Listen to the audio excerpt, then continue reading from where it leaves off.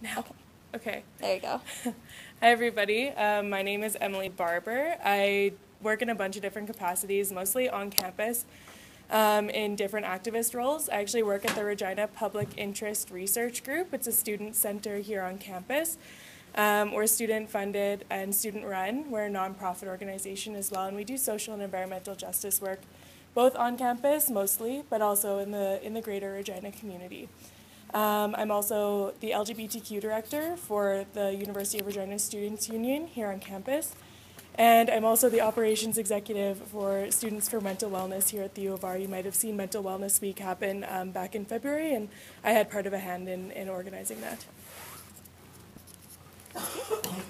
My name is Crystal Giesbrecht.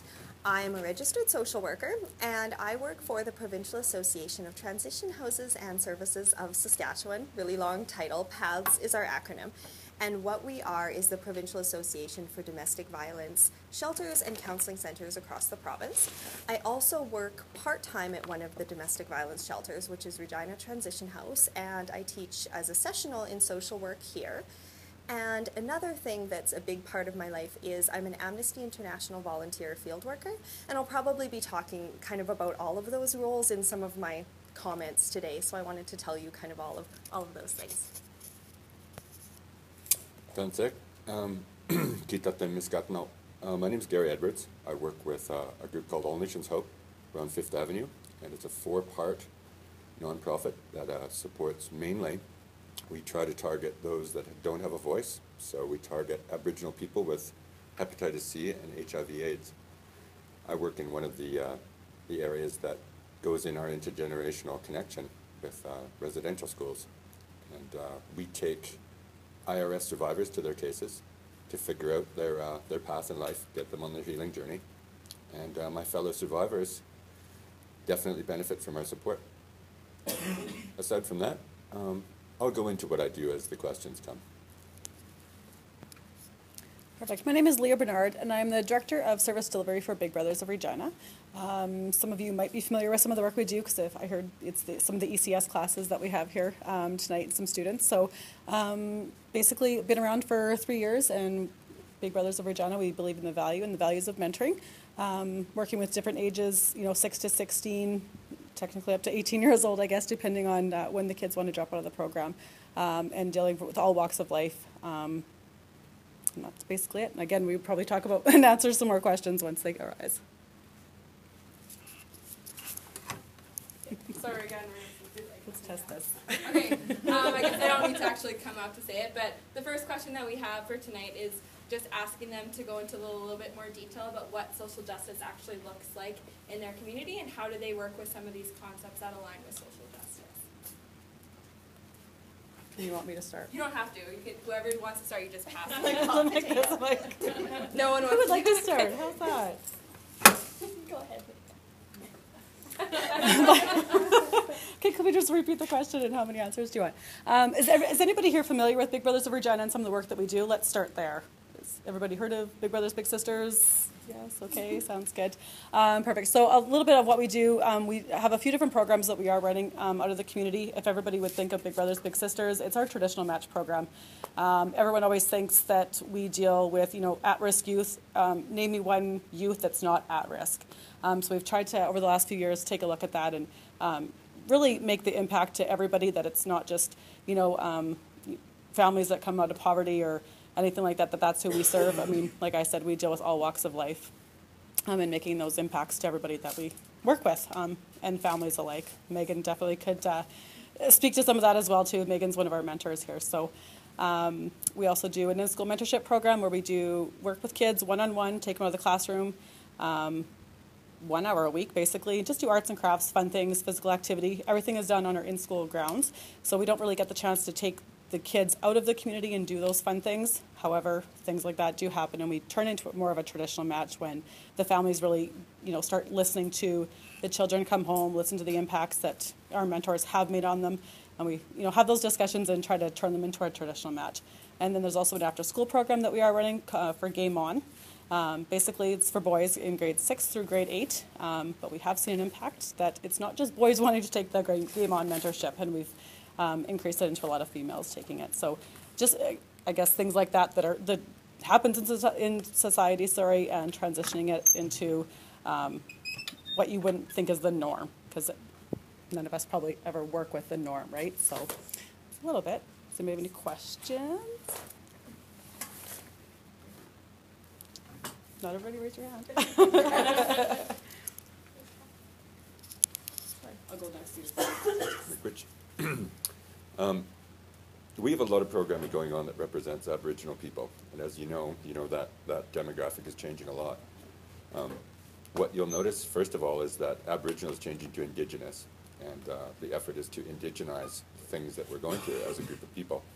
We might be overrepresented in a lot of scales and a lot of percentages, but that's because there's more Nietzsche people coming up by percentage in everywhere in Canada, especially in Saskatchewan. So we've just instituted 7 programs. 3 of them are for youth, 4 of them are for transition out of incarceration, from single-person homes for children right back to getting mom back with her kids, and that takes a lot of therapy. It takes a lot of attention, and it takes a new understanding about how to change the nuclear model of that family for Indigenous people, and how to integrate that with 3 or 4 generations of sort of an incapacitated state of how to run that nuclear model. You have to understand that when you take a group that's been through the genocidal effects of 200 or 300 years of residential school, taking that splintering effect and putting it generationally causes a lot of dysfunction. It causes dysfunction to the point where people forget what their true origins are. And I think what you'll see as students and coming into, as young teachers, what you'll see is when Indigenous people find their roots, they'll really find their feet again. We've tried to institute programs for young people somewhere between the age of 14 and 17 that sort of take them off of where our office is in 5th Avenue, put them back in touch with their reserve, put them back in touch with their culture. And my title there at All Nations Hope is Cultural Support Provider.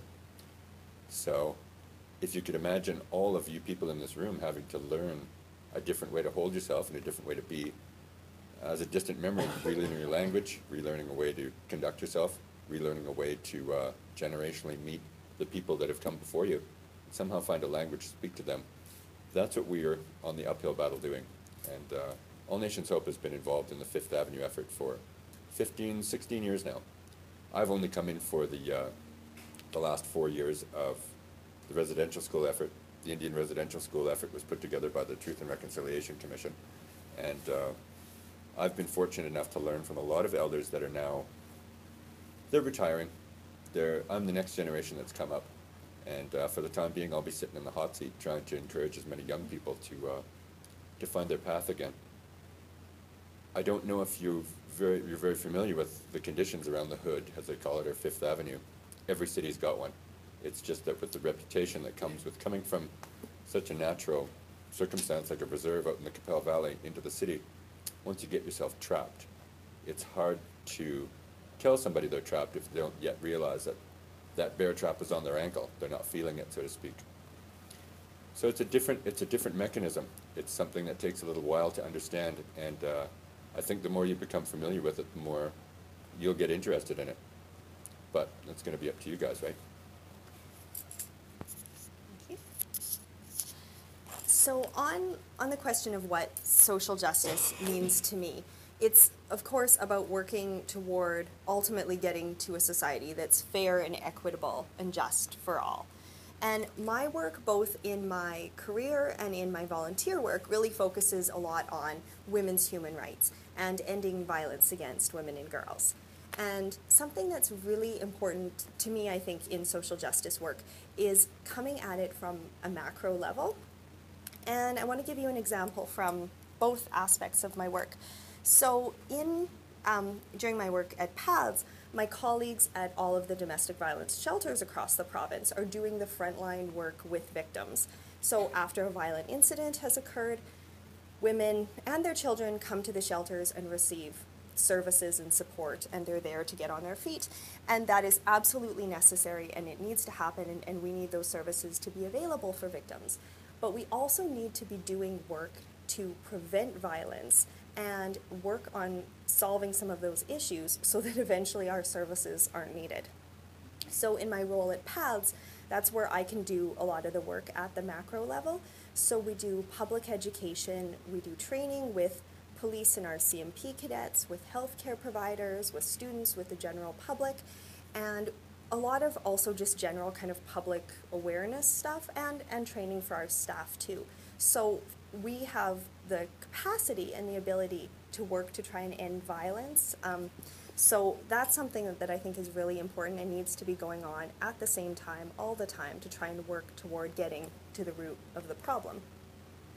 And there's kind of a similar example, I think, from Amnesty International, even though the work is very different. But I don't know if you know so much about what Amnesty does, but a big thing that we do is letter writing.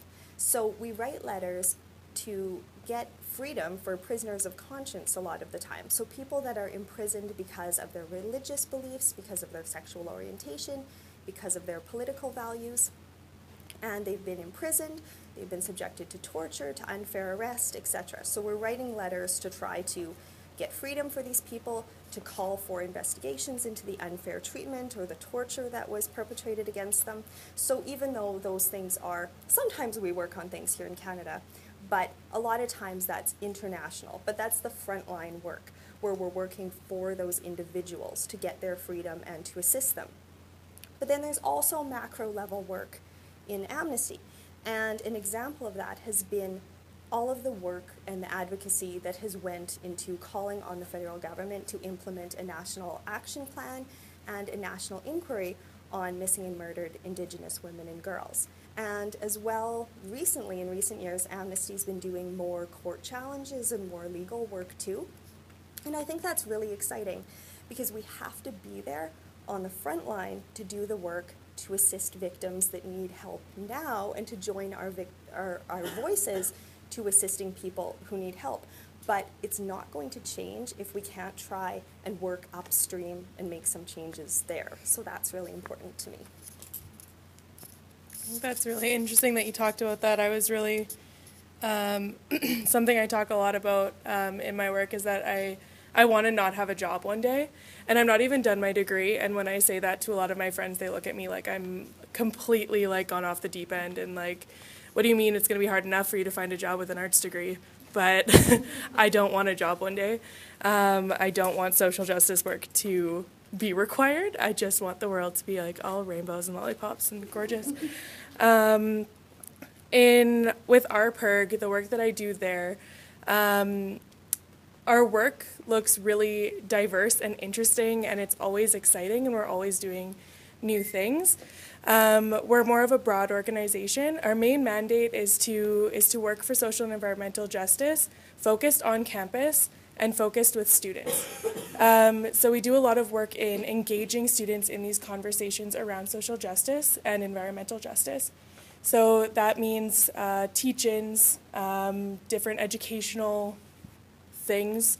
Our conference that we run every year in January, which Raquel actually attended with us this past year, where we do training on different social justice and activism skills and opportunities.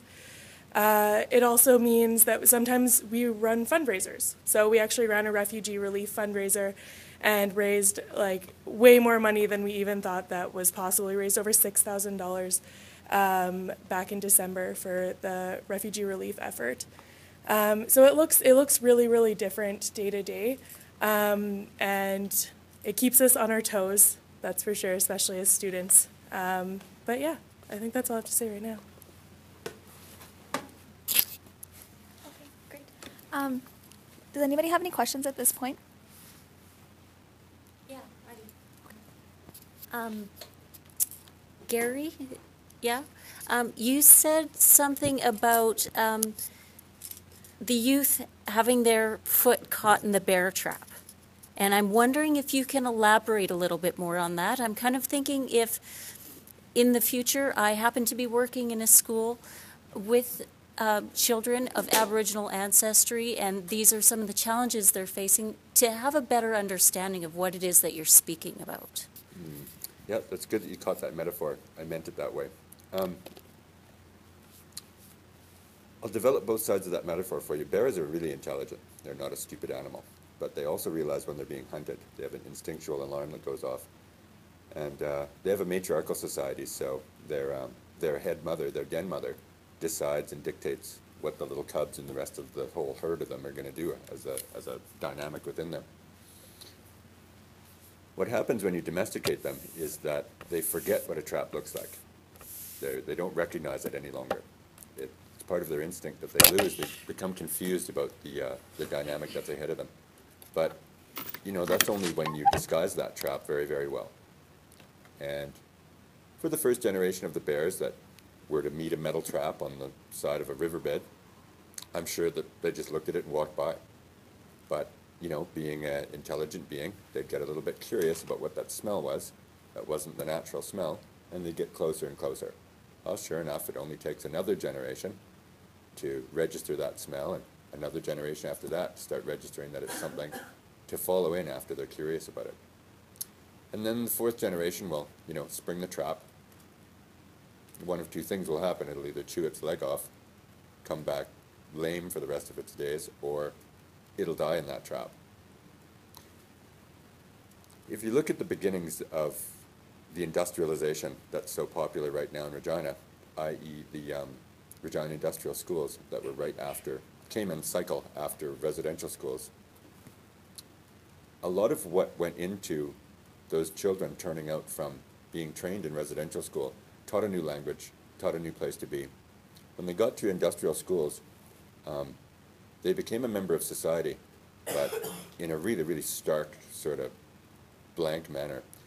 They had no identification aside from what they'd earned in residential school. They had no voting list. They had no ID that would have them in the position of ownership. They wouldn't be able to continue in school.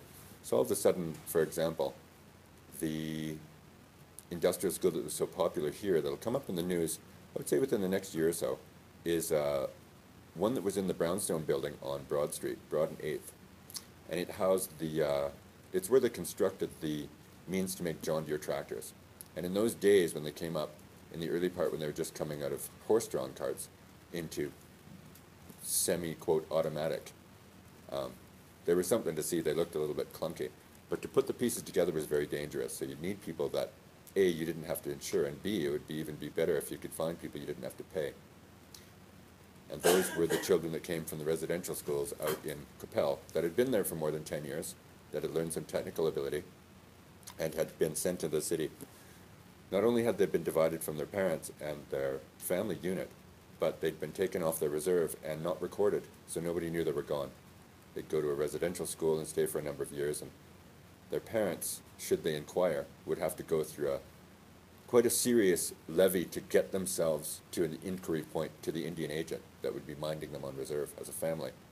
And if that person had in their ledger that their child had become, quote, a ward of the state and gone to residential school, they wouldn't follow up on it for those parents. You can only imagine what a mother bear would do when she misses her cubs. She realizes they're gone. But after a while, she too would realize that cub's gone. It's that type of disconnection that leads Indigenous kids these days to not realize they're stepping into a trap. What I meant by that metaphor, to make it a little bit more closely defined, is the Child and Family Services are coming under a massive amount of critical barrage at the moment for the follow-up to the residential school legacy. In the modern day, there are more children now by percentage in that overrepresented amount that are in, of, and onto the road of being divided from their parents for whatever means, for whatever reason. And the percentages now, when compared to residential school for 150 years across Canada, are quite a bit higher for children that are in care. Now, I would love to say that that amount of care is equal to the rest of what society would receive. I guess we'll see in the future. I get that feeling like there's some alarms that are going to come up pretty quick in society that tell those Aboriginal children that, yes, you're stepping into a trap, and you want to start analyzing that for yourself. The difficult thing to do in that metaphor with the bear is tell her that she's going to step in a trap. If you've ever seen something that large in front of you in its natural habitat, you don't want to tell it anything. You don't want to interrupt it in its sniffling around. But we're at the stage as a society where we're going to have to start doing that with one another. We're going to have to start warning one another unless we want it to continue. It's going to take intervention from both sides to form what reconciliation can do to treat children the best they can be treated. Really, that's all that people want. So if you keep that mother bear metaphor in your mind, maybe you'll be that mother bear that when she encounters, maybe different colored cubs in her new classroom, she can step forward and start taking a little bit of attention to what they may be facing outside the classroom, what social conditions might be amounting around them, in particular, as that overrepresented number in society. You're welcome. Anybody else? So I think what you just said about, being aware of the conditions our students are in and stuff, but we can kind of move into the next question, which is, what knowledge do we need to participate in some of the work that you do in your social justice area? So I'm thinking, like, if students here were wanting to get involved, maybe with something that one of you was talking about, or a particular kind of activism work, how do we need to educate ourselves, or what knowledge do we need before we can take part in that work? And feel free, anyone can jump in on that.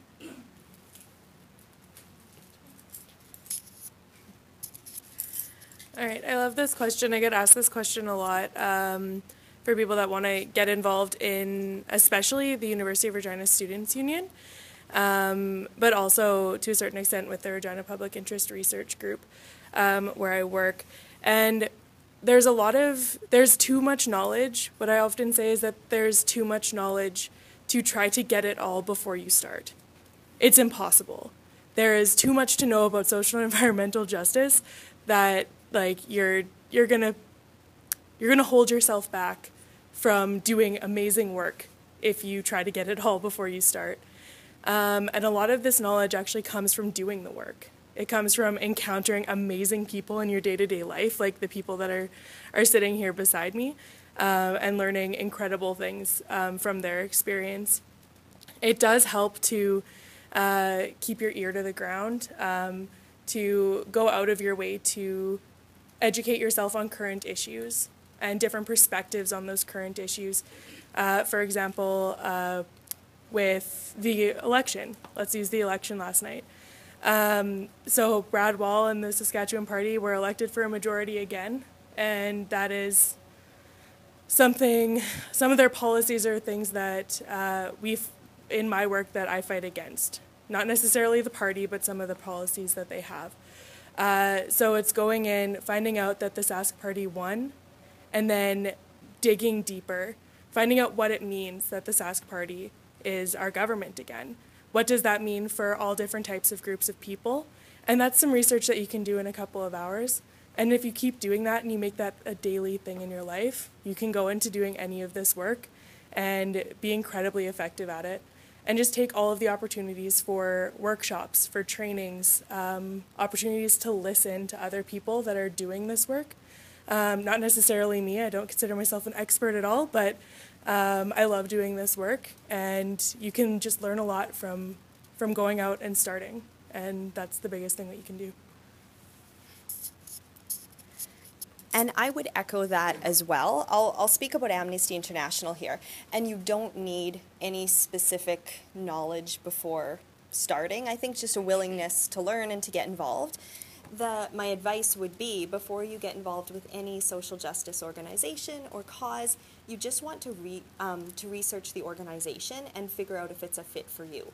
So you'd want to read the organization's value statement and their mission and their mandate and see if that works with your professional values and your own personal values system. And once you kind of start, then you pick the areas that are of interest to you, and you might form some expertise on those particular topics. But with Amnesty, there's so many areas that Amnesty works on. So there's Indigenous rights, but then a whole bunch of kind of sub-campaigns and areas under that. There's women's human rights. There's priority countries all over the world. There's refugee rights. There's so many different things, business and human rights. So there's no way that I could know them all or be an expert on all, and I would never claim to be. But I think what's exciting is we all sort of have our own areas that we're most interested in, and I know those. But the information is also, it's all provided to us, it's researched really well by people who are on the ground in those countries doing the work, and then we have it so we can read it, we can brush up before public events. So you sort of learn it once you get involved. And on the topic of knowledge, the only other thing that I think is really important to note is the knowledge has to come from the experts. So you sort of can't assume that you know what's best for a group or to make those decisions. So where I'm going with this is when Amnesty did all of the work on the Stolen Sisters report that was written in 2004 and then subsequently updated in 2009, and then all of the activism that's come out of that with the work on missing and murdered Indigenous women and girls. Amnesty didn't just come up with a position. All of that came from Indigenous women and communities and Indigenous women's groups. So I think it's really important to be aware of where the knowledge comes from and to be going to those experts for that. Which I think a lot of the things you want to bring to any campaign for social justice is an understanding of what it means first, to you, a unique definition, because they're not all supposed to be the same. Like they say in society, everybody has their struggle, and to truly understand it, you have to take the time to focus on it, step outside yourself. If you're to get involved in a nonprofit, the first thing you have to do is put yourself at the back seat. Throw yourself in front of the bus, throw yourself on the grenade, so to speak, and try to understand where that chaos is coming from. Is it that person or that group having to take something on? Is it how you're responding to it that's going to help? And what your definition in social justice is. Social justice is a very, very complicated definition. I've been looking at it for a few weeks now, and one of the things that I could recommend when you come into chasing after that tale of social justice is to find a group that you're not familiar with. If you want to really, really get the feeling of what social justice is, start looking outside Canada to what makes up the integral part of our multicultural society. And to really get a good stable base on that is to look at the society of people that was here for tens of thousands of years before what we call the younger brother culture. As the elder brother culture, there was an indelible system of laws, regulations, protocols, that when you become familiar with those, you'll get a real good comparison on how the younger brother culture, when they came to Turtle Island, were advised on how to act, how to conduct themselves, and what to do when that system, that dynamic breaks down. If you're going to be somebody that catches, you got to get your glove out. If you're going to be somebody that's throwing the ball, you got to be someone that's got a good aim. And to do that, you have to be on ground with the people. The way to do that, as my friend to the right is saying, is try to understand the dynamic of just how many people and groups are involved. When you look at the subject of social justice, it's whose justice you're looking for. What part of social are you going to look at? Because social's big in Canada. The social realm is really vast. And on a generational scale, it's a lot of changes going on at the moment. It's a real hot potato on how to fund and redistribute money to support social justice. So those are the things I'd recommend investigating. Thank you. Yeah, coming off the legs of a few things that you guys had said, and I was thinking about it, and I guess one of the first things that I like to ask or whatever when we have anybody who wants to, come to organization and volunteer, and I love the go-getters and I love the passion and all that stuff, and we wouldn't exist if it wasn't for volunteers and anybody without passion, right? So I always like to say, if you think that you're going to come into a situation or be working with any of the kids that we work with or the families, if you think you're going to be Superman or Superwoman and fix everybody's problems within the first 6 months of a relationship with someone, basically I will show you the exit door. That's not what's going to happen. And I always like to say that as much as you guys are the mentors and whoever we work with, we really have to listen to the mentees and the families that we work with, because they are going to teach you absolutely everything. You think you're going to know the answers, you think you're going to know what's right and wrong, but until you've lived a day in someone's shoes or in their family or under their roof, you really don't have a clue, I guess, basically, right? So as much as we are the adults and everything like that, like I said, you're not going to learn anything. You're going to be learning it from the children and the families that you're working with. So. Are there any questions or comments? Feel free. Okay, so the next question was something that has kind of already been talked about, just kind of what actions can we take, how do we get involved. But the second half of that question is focusing on what actions are already being taken currently in your fields of work. So what are maybe you or your colleagues working towards currently that aligns with social justice? Perfect. Great timing. Just actually today, there's a little bit of a new project, and I kind of have a question actually, maybe to some of the panel members up here as well after this. We just had an announcement today with Big Brothers Big Sisters of Saskatchewan that we are working on a youth Indigenous mentorship panel. We've hired an organizer and a director out of Saskatoon that's really taking a look at some of the statistics and some of the children and families that we've worked with over the last 100 years basically, and trying to strengthen that program. We know that there's a huge loophole and a lot of, a gap that's missing, and how to engage everybody involved and then, keep everybody involved and, make those mentorship work. So we've got a lot of funding. Again, welcome to nonprofit. And we were talking about grants a little bit earlier, a few of us, and, the amount of hours that it takes to be able to be approved for a grant and any type of funding for agencies like pretty much all of us up here. It's absolutely countless, and sometimes when you get those no's in the mail or via email, it's really disheartening because we're up here because we want to do the work that we want to accomplish, right? And have those positive outcomes that all of us are pretty much having out in the community.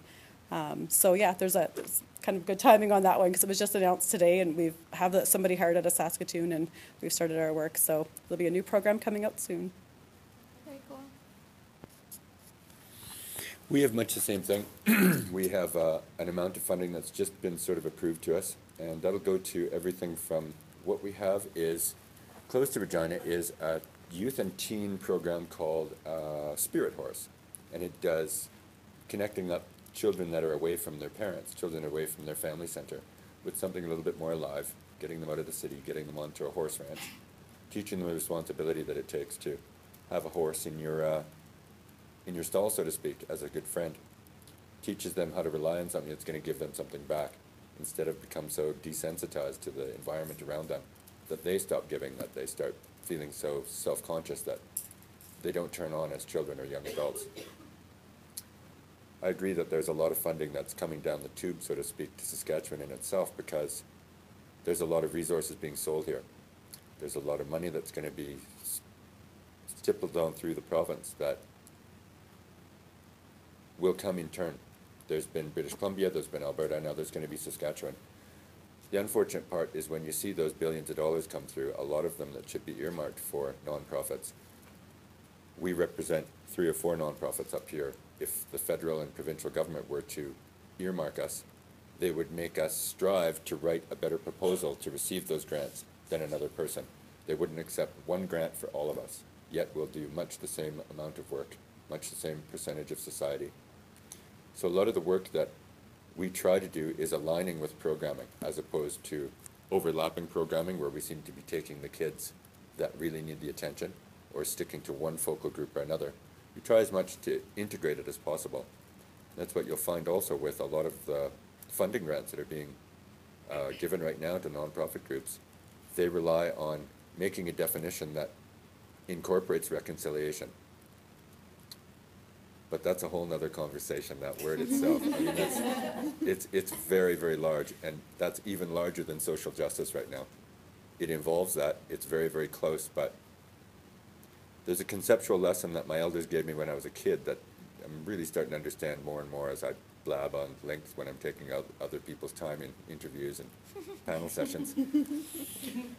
They make the model with their fingers that are just a couple inches away from one another, and they say there's things in life that are meant to be together, and there's things that are meant to be close.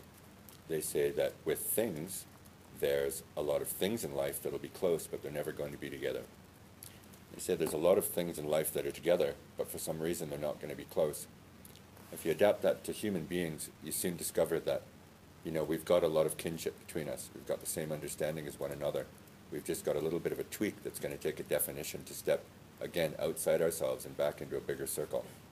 A lot of the programming that we're making at All Nations Hope is to do just that.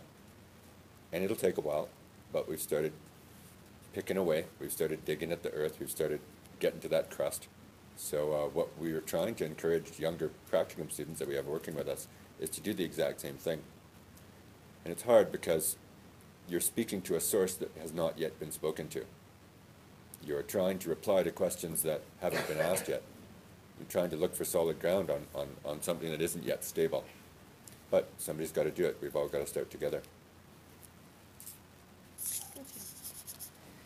With this one, I don't really know where to start. There's so much being done and still room to do so much more, I guess. Like these guys have commented on, in my work at Paths, we're nonprofit, it's all grant funding. So we apply for projects and we do a project, maybe it's for 3 years, maybe it's for 6 months. And it's kind of, it can be stressful at times because you're always doing those applications, but also there's room for creativity and doing new, exciting things. And some of the things that we're really focused on is trauma-informed practice and organizing some training for all of our staff, and actually that's where I was today. And we're trying to work on some of those things to bring current best practice to Saskatchewan. So when victims of violence are seeking services, they get a consistent, really anti-oppressive, trauma-informed response no matter where you're seeking services. So that's important. Other things that are really important to us are calling for a domestic homicide review process in the province and being involved in some research on some national research that's happening on domestic violence homicide, and a lot of, as I said before, the public awareness stuff and all of that. And I think the most important thing that I want to say to you is there's all of these things being done, both in the human rights activism and in domestic violence work, but it's all these little pieces of the puzzle, because some of these projects are huge and they take us 3 years to do and it's a lot of work, but it's this small piece, and all of these projects need to keep happening, and we need to all be doing them and all be communicating and sharing the results and working with each other so that we get toward a solution. Because there's, even though it might seem like all of these things have started and so much is being done, and a lot is being done, but there's just so much more room, I think, for all of you to get involved and have a part in that as you're out in your career. Okay, so I don't want to eat up all your time, so I'll just talk about our prog on this one. We're doing so many exciting things, as always. So we just started our planning for our annual social justice youth activist leadership camp called Generating Momentum. This will be our 7th year offering the program. It's amazing. We spend 4 days out at Camp Easter Seal with people 18 to 30-ish. We make exceptions, and we offer training on so many different topics, and as well as grassroots organizing training and campaign training to really get people started. We're doing that. We also run research projects. Usually all throughout the year we're running at least one. So right now we're working with a professor in the business faculty who's doing work on a living wage. He's doing living wage research in the province of Saskatchewan. So we're working with him, and we hired his research assistant. So we've got our hand in that one a little bit.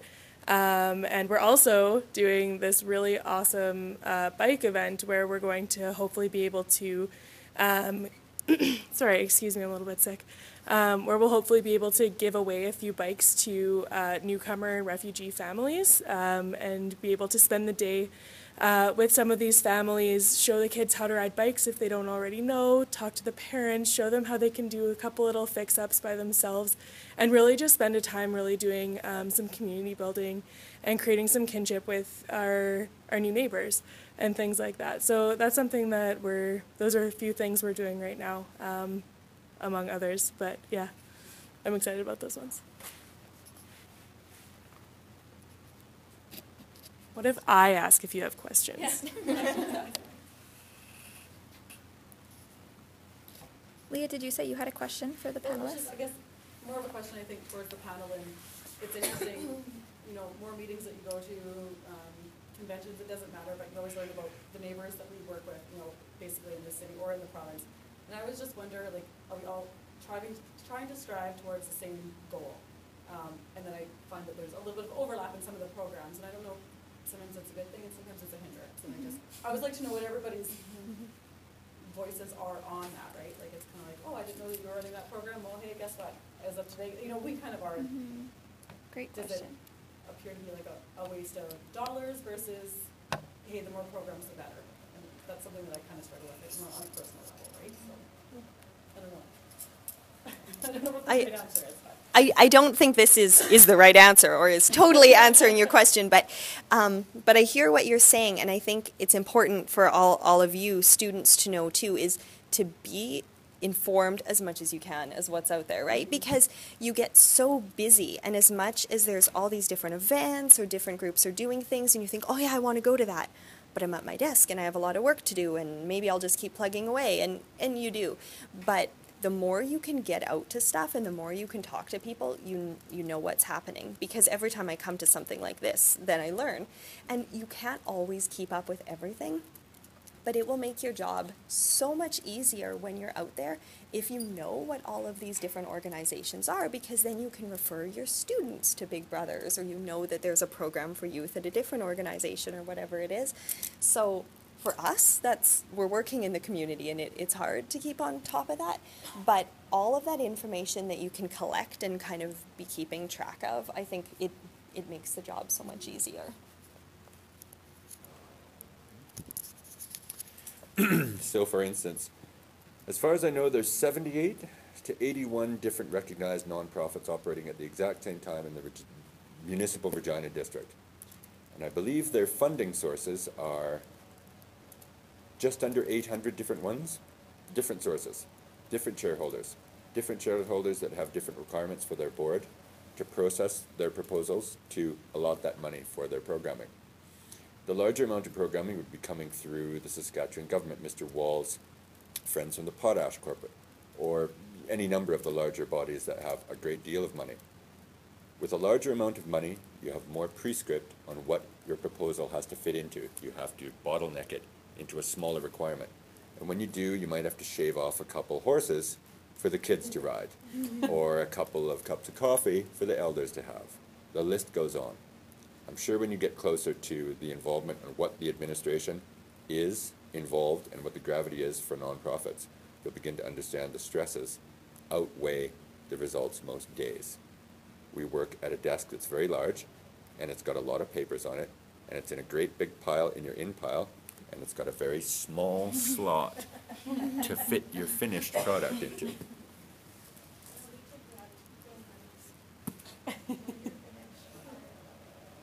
I'd say one of the parts to address for nonprofits is that there is a great deal of nonprofit effort, and there is a great deal more nonprofit money waiting to get to the people who find it most necessary. But there is also a large process for it to get there.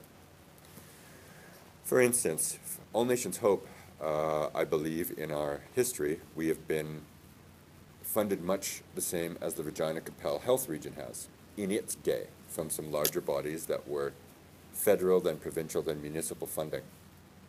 I guess you could compare it to some of the shareholders for this university. I'm sure this university, as far as I've seen in the news, has had its problem with shareholders and funding, and the way the allotment of money goes and the way programming turns out. Now, for All Nations Hope, our CEO decided to change the shareholders that were providing the funding because they started requiring that the representation would follow a script, which he didn't agree with. When you're representing people that have the HIV/AIDS virus or hepatitis C, first of all, you're representing people who are a surprisingly large percentage, but with Aboriginal children and young adults, if you were to take that per capita percentage for the rest of the world, in southern, mid, and northern Saskatchewan, we are the highest per capita rates of the HIV virus in the world at the moment. We have the least amount of funding to go at accessing the administration to begin addressing that.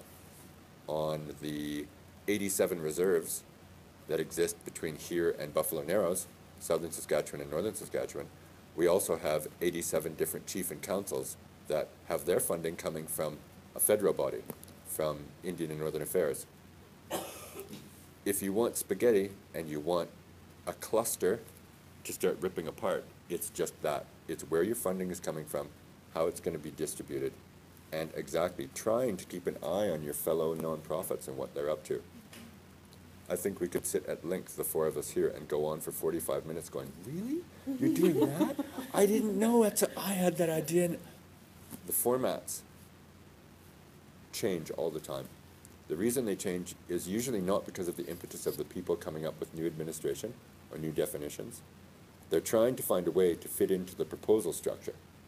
Our CEOs have an impossible definition to fit into.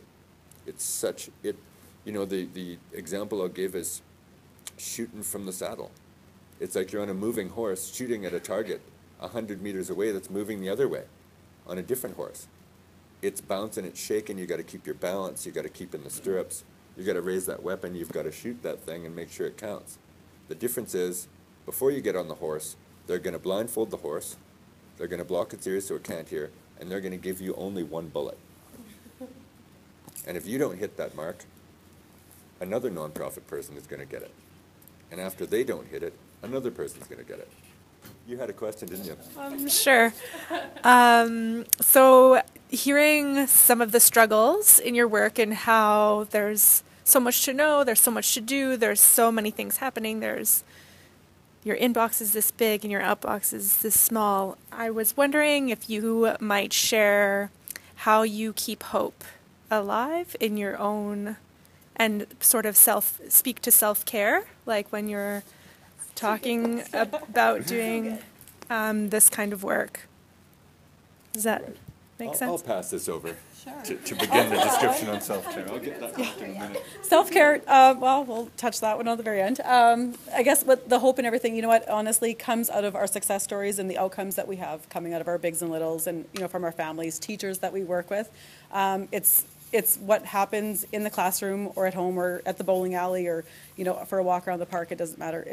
That's what keeps us. We have that flexibility with nonprofit work. So government, not so much sometimes.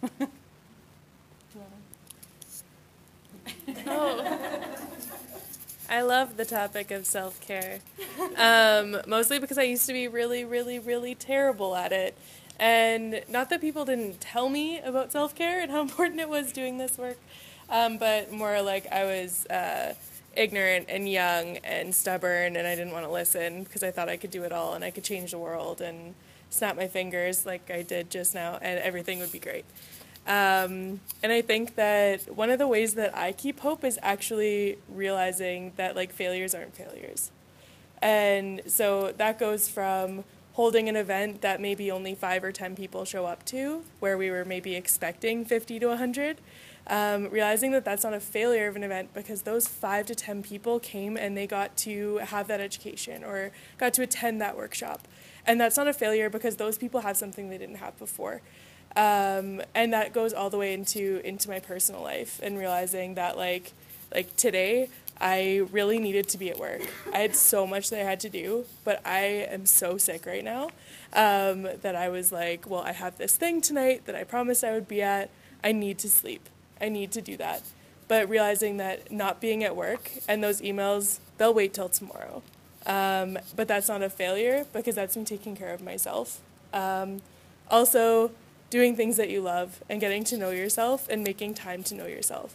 I know as a fellow student, I don't know if any of you are still students up here with me, but I am a student and I'm a full-time student and I do all this work and I do this work because I love it.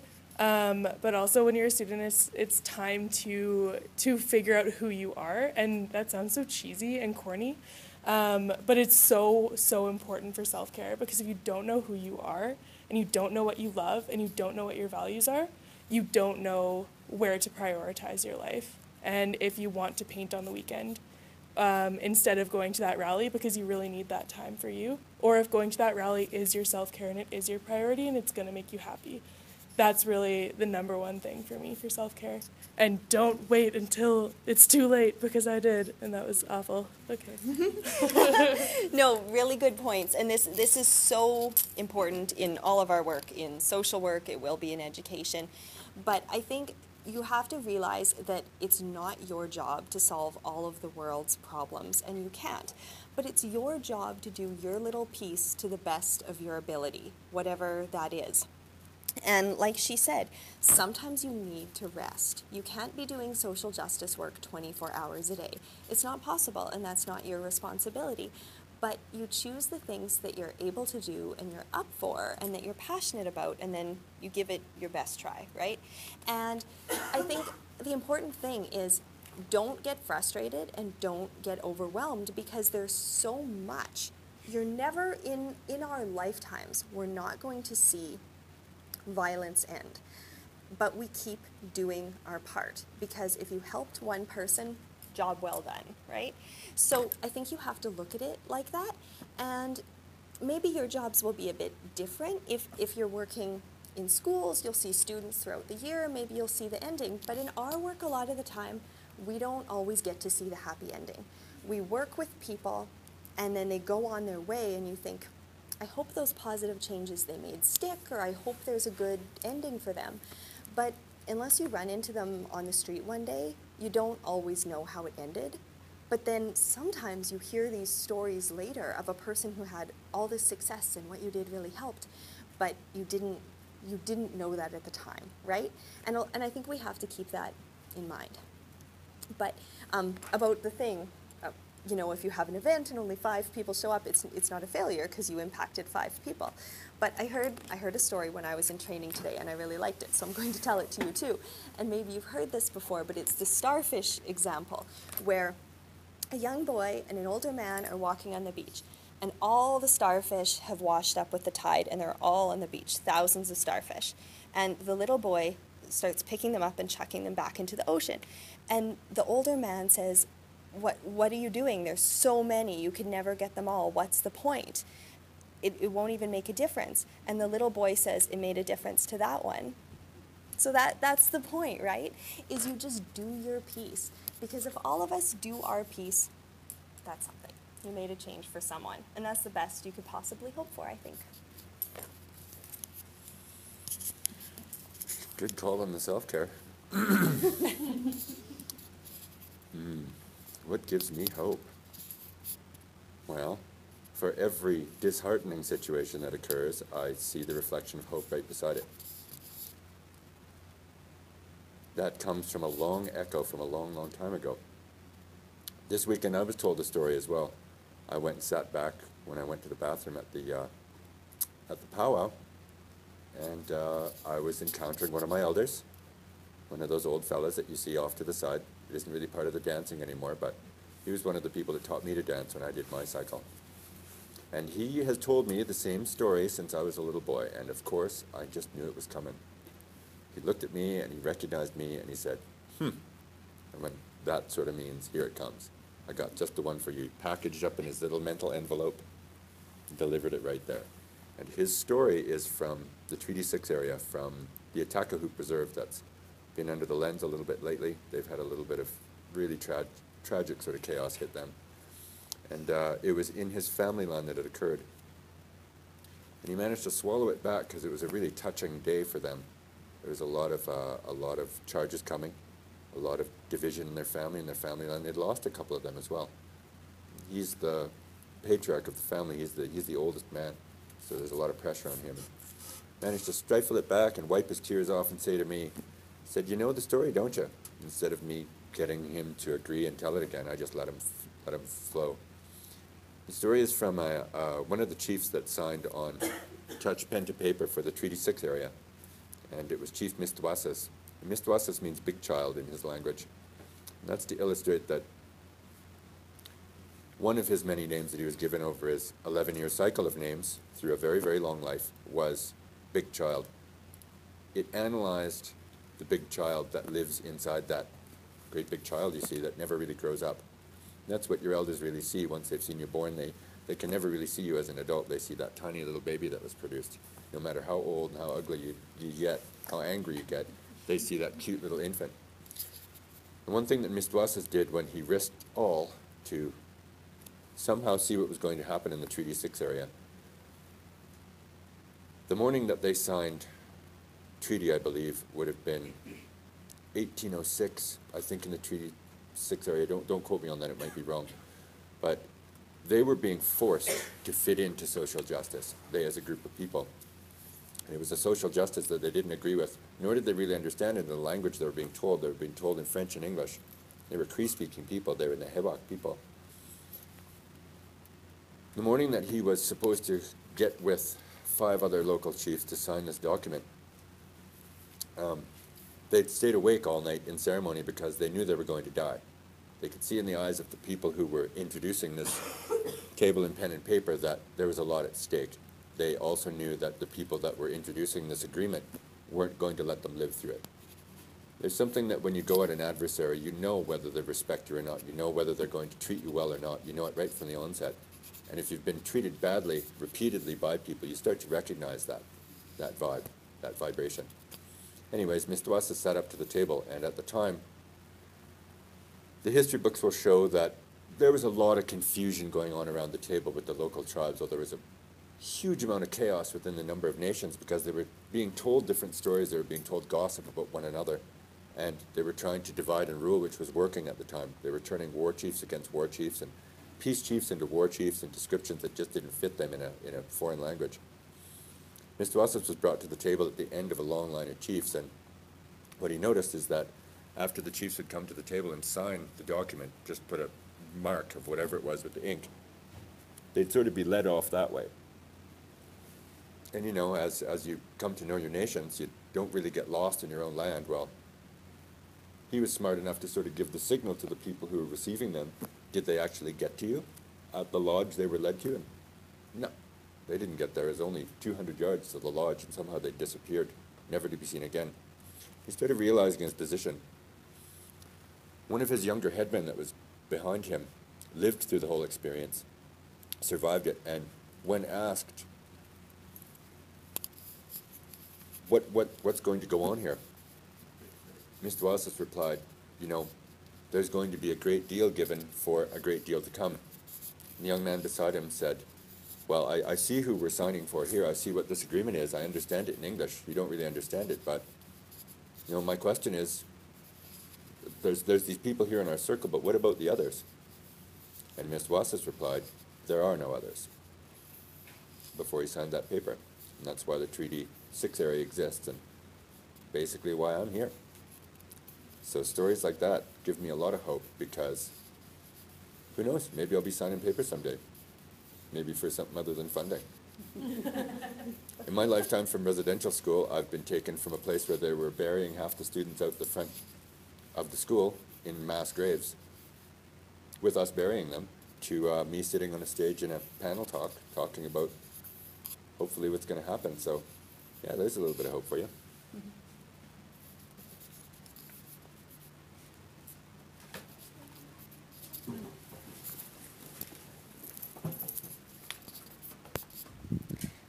Okay, I'm really glad you asked that question because I think that's so important. So you guys have talked a little bit about kind of struggles with funding and with getting money for your organizations and some of the processes you have to go through that, and I think that's definitely one barrier to this kind of work. But I'm just wondering about what else you see as barriers, like in terms of getting people involved, or what attitudes or beliefs that you see as barriers to the work that you do.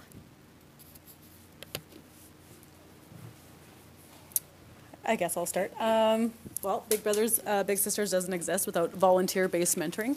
There's a lot of agencies out there that do similar work. They do mentoring, they provide services to families and youth, but on a paid contract, service providing through different agencies and stuff like that too. So that's, I noticed, one of our larger barriers. Primarily, Big Brothers of Regina to recruit male volunteers is also another huge struggle. So we always find it no problem to get females out there and, you know, pull at the heartstrings and all that kind of stuff, but to sometimes just, you know, trigger everything into males' minds is a little bit differently. There's a lot of stigma, a lot of, you know, old school ways of thinking and stuff too, happened back in the day. It doesn't happen anymore. I mean, clearly that's why everything revolves around, criminal record checks to an interview and all that process, and lots of training and stuff too, right? So something that we just struggle with on a daily basis. Again, volunteer, we don't pay. We try to do as many things as we possibly can to eliminate any cost to our families and to our volunteers for activities and stuff like that, to be able to still have fun, with kids and with families, but it's an everyday struggle, recruitment. We have no problem finding children at all. Literally, I've got a drawer full of, kids on a wait list and stuff, but it's recruiting the volunteers to keep us open and all that stuff, right? So, major struggle with us. Struggles. Everybody's got their struggles. Well, I mentioned it the other day in a round panel conversation we had with what will be instructors and teachers, and it's a definition called cognizant dissonance. And it's when your belief system around you, it's when your core belief system is questioned or criticized to the point where you're not supposed to believe it's worth its salt, so to speak. And immediately as a reflex, what you do is you clamor for the things that make it so. When somebody says your pasta doesn't taste like pasta, it doesn't taste like tomato sauce, and it doesn't taste like pasta, you immediately say what? Sure it does. What else is it going to taste like? You'll find 100 reasons why it tastes like pasta. You'll find 100 more why your pasta is better than the rest of the pasta. You'll stick to what you can for what you're given. I brought it up in this educational meeting because a lot of the education that you guys will be receiving through this source is education that's been fed to us for 400 years. That somehow at some stage has to be called antiquated and has to be seen to produce a system, a portion of a system, little by little, that is not working very well. And it continues the point that my panel member here made to the left, that there's a lot of patriarchy that we're climbing out of. There's a lot of the old school men's club all over the earth that is starting to recognize the only reason they're there is because of a matriarchy that literally created them. If there's going to be no women chief, there's not going to be any man chiefs. That's all there is to it. It's a very simple add and subtract. It's a very simple function. But it's very difficult to get men and women to agree sometimes when their priorities are at stake, their hard work is at stake, and they're clambering, trying to get through their cognizant dissonance on the things they believe make up the fabric of society around them. My other panel member mentioned that as, a method of self-care is to begin analyzing and prioritizing what is around you, what you prefer. So you're walking a very, very fine line between what you can do to help, who you'll help first, and where that help is going to go. There's lots of help that needs to be done. There's lots of volunteership that needs to be done. But once you start getting the credits for the knowledge that goes into it, there's also a wage that comes with that. There's some real hard considerations. A lot of the more traditional people that are involved in the work that I do, they're very traditional folks, and their way of payment for hundreds of thousands of years on what we call Turtle Island was tobacco itself. They don't smoke cigarettes. It's a different thing. It's a full traditional cycle that they're on. And when you see that, it's sort of difficult to wave your paycheck at that amount of dedication and think, I'm really getting a day's work done. But a lot of that is going to come into the dynamic that you guys are making. Volunteership's good, but knowing why you're volunteering, knowing why your heart's in it is one thing. Knowing why your brain's in it is another. Knowing why you're physically in it is yet the third one. And then knowing why your spirit is wanting to do that. There's a lot of messages you got coming through. There's a lot of need for volunteership. And if you look at why we have Ogichita protocols for warriorship isn't about creating or pushing back violence. Warriorship is about representing those around you that won't get any representation. And you know exactly who they are. You pass them every day. They will not be represented. They will not have a voice. They will not be given any of the things that you'll get in a day. And that's a fact. And it's that realization that you feel right down to the core of your person that tells you that's who needs representation. That's the work to be done.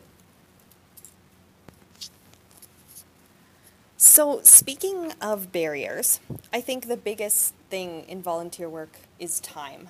Because as much as everyone wants to do it and believes in it and their heart's in it, everyone has school and work and home life and part-time work and all these things on top.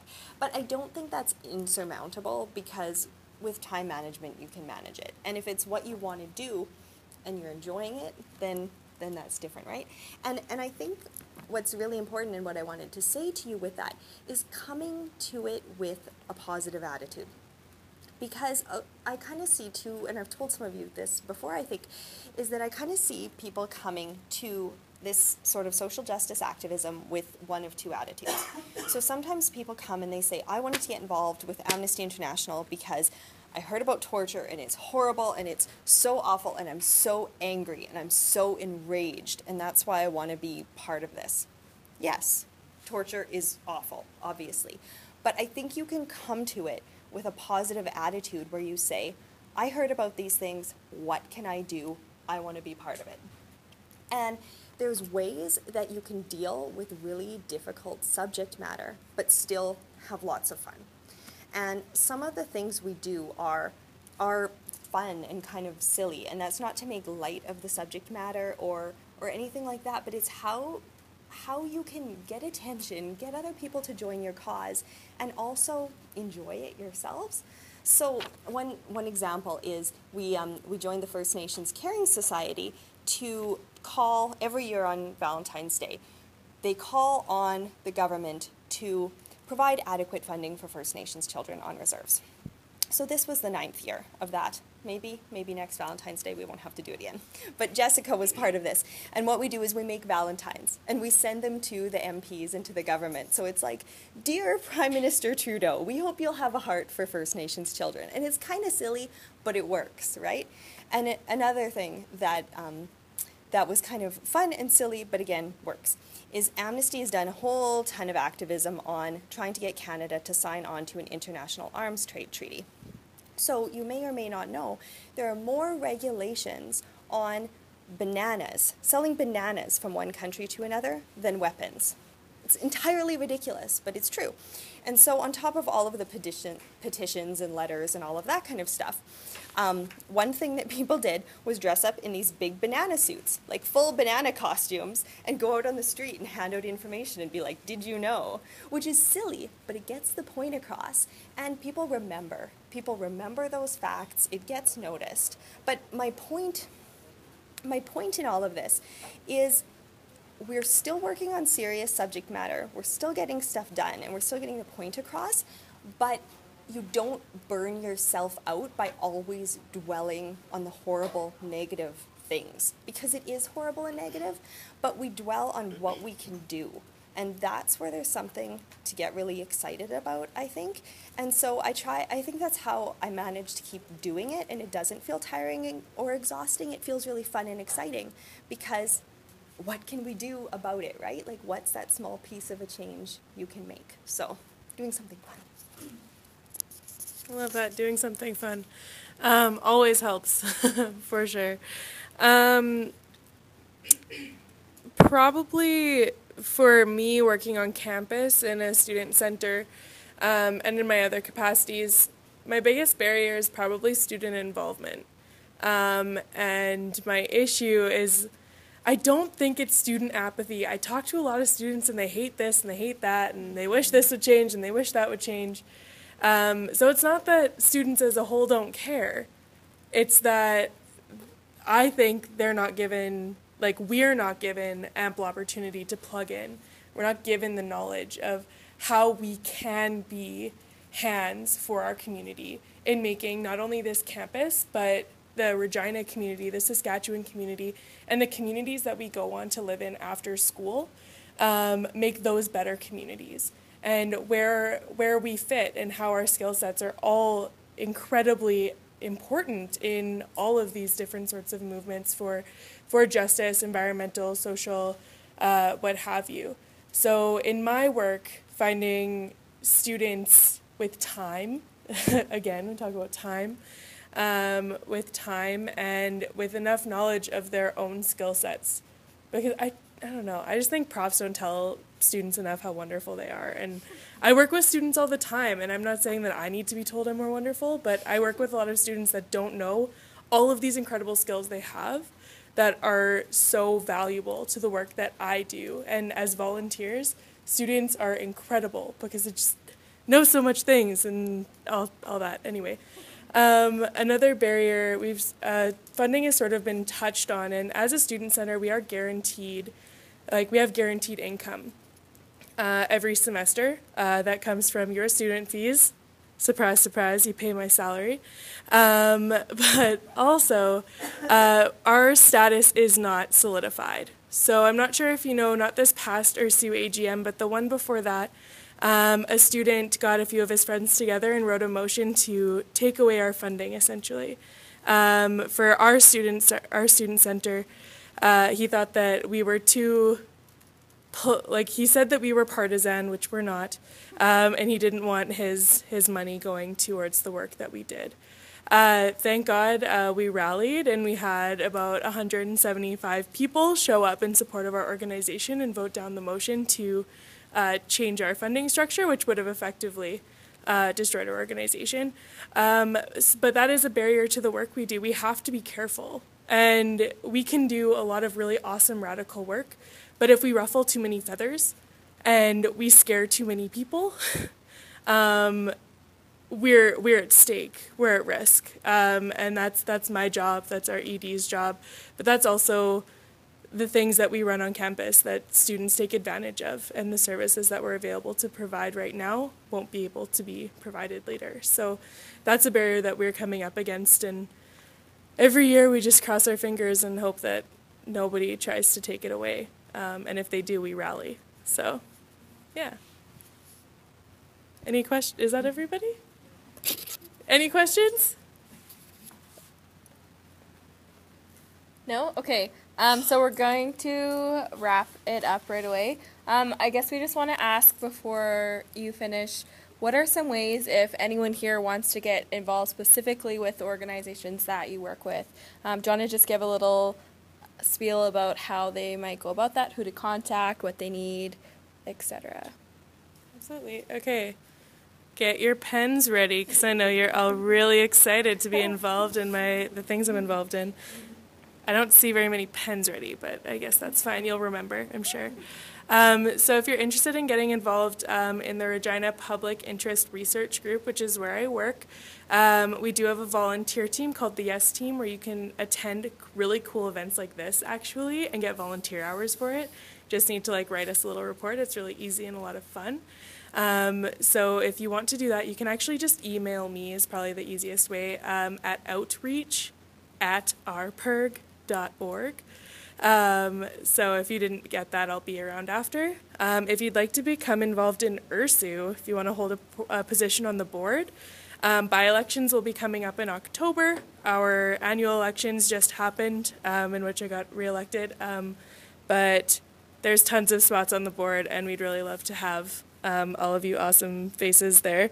And for students, for mental wellness, if you're interested in mental wellness initiatives and improving services on campus, you can go on the U of R Students for Mental Wellness Facebook page, and you can message us right through there, and myself or our president will get back to you and let you know when our next meeting is. Thank you. So my Twitter is on the board, but we can just talk after, and I can give you my email address or anything like that. We're also on Facebook and website and Twitter and all of that, so you can find us. But and I can give you the direct information after. But what I want to tell you is there's so many opportunities to get involved to the degree that you want. So you can do something, if it's even a small action once a week, or there's leadership roles actually up for grabs, and we need more people actually on the Amnesty Community Board, and there's roles like mine as a field worker and things like that available too. So if this sounds appealing to any of you, and I hope it does, I would be happy to talk to you more about it. But I want to, that's kind of what I want to tell you is, don't be intimidated by the time factor, because I know you're all busy with school, but you can come out to an event once in a while. You can take some leadership with some things and not others. You can kind of sort of tailor your involvement to what works for you. And I think that's important, and that will be important too when you're out there in your careers also. We have a website that is www.allnationshope.ca, and you'll find all the details you need for volunteership. We've got 3 levels of volunteership and 2 levels of membership. We've got 4 distinct areas of All Nations Hope happening. We've got an outreach that serves up breakfast and lunch every day. It needs lots of cleaning and lots of floors to mop if that's your application. We've got lots of learning to do about tradition. We've got lots of learning to do about language. We've got lots of learning to do, even more learning to do from the hands of Leona Kiwisans, who I work with, that will be our Director of Education soon. And her education is more involved in educating people on how to alter their diet, how to take care of themselves should they discover they contact HIV and Hep C and have it present in their blood. What to do, how to do it, how to go about being a dynamic for support for those people that are told in the beginning that it's death that they're going to face, when really it isn't. There's a whole dynamic of drug-controlled therapies that you can go through for bloodborne diseases that aren't well known, but they're working the world over. And the reason we're having such a hard time is because a lot of the northern people of Canada have O-type blood. It's, quote, pure Indian blood, so to speak, but we all know that Indians are from India, so that one doesn't work any longer, does it? That doesn't really get there. But you can check us out on the website. I got a bunch of cards. Yeah, if you want to put up with my BS and my big gas bagging, you can come and visit me anytime in my office. I'll talk your ear off, but I'll also put you to some good work. And you'll figure it out with a bunch of us. There's 9 or 10 people in the office, all different aspects. A lot of them are busy with administration. They'd love your help. Yeah, we're a good crew of people. We'd probably appreciate you coming around. We're on 5th Avenue, 2735 5th Avenue. Come on and see us in the hood. We have Big Brothers of Regina has a well-known Facebook page, lots of followers on there. Send us a message. I can literally attach an application for volunteering. Obviously through Twitter. I've got business cards as well, and tell you guys how to go through the process, and that's about it. Pretty easy peasy. We've got lots of kids on a wait list.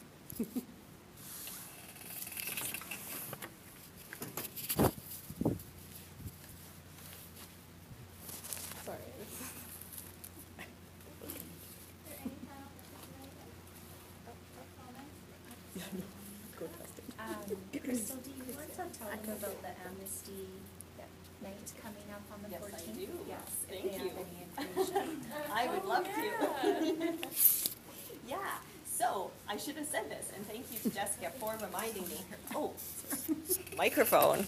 So one way that if you want to get involved, this is really important, is we're having an orientation night for Amnesty International to tell new people more about kind of the Amnesty 101, what does the organization do, how is it set up, what kinds of things do we work on, and what are the opportunities for getting involved. And we are going to have that night where we'll have kind of like a little presentation and then some discussion and talk about what some of the roles and opportunities are.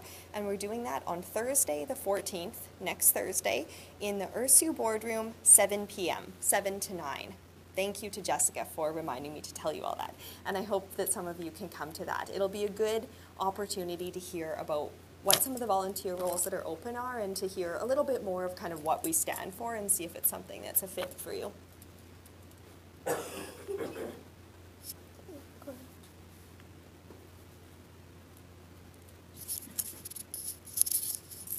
So thank you again for coming out tonight, and we would like to thank our presenters for coming and giving us some time. So we just have a small token of our appreciation.